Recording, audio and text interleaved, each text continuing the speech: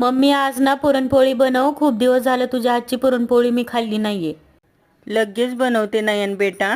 तर माझी मुलगी घरी आली होती, तिला माझ्या हातची पुरणपोळी व कटाची आमटी खूप आवडते.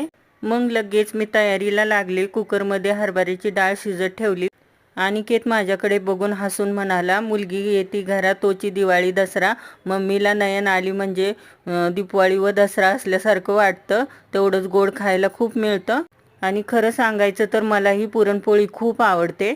डाळ शिजल्यानंतर गूळ, वेलायची व थोडेसे मीठ घालून ते आटवून घेतली डाळ पूर्ण. नंतर अनिकेतने व नयननी मस्त चाळणीतून पुरण बारीक करून घेतले. इकडे मी मस्त अशी कटाची आमटी तयार केली. नंतर नयननी मला कांदा कट करून दिला, त्याचे मी मस्त कांदा भजी केले. कुरवड्या पापड तळले.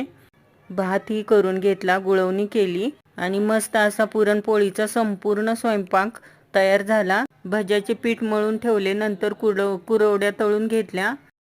सर्व कुरवड्या तळून झाल्यानंतर भजीही सर्व तळून घेतले.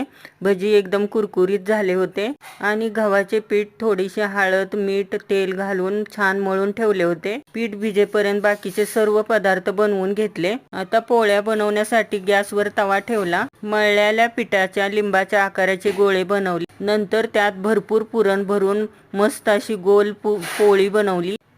ती पोळी तव्यावर टाकून शेकून घेतली. पोळी अगदी टम्म फुगली होती. एकदम सुंदर व रुचकर पुरणपोळीचा स्वयंपाक तयार झाला. मग सर्वजण जेवण करायला बसलो. मम्मी एक नंबर स्वयंपाक झाला आहे.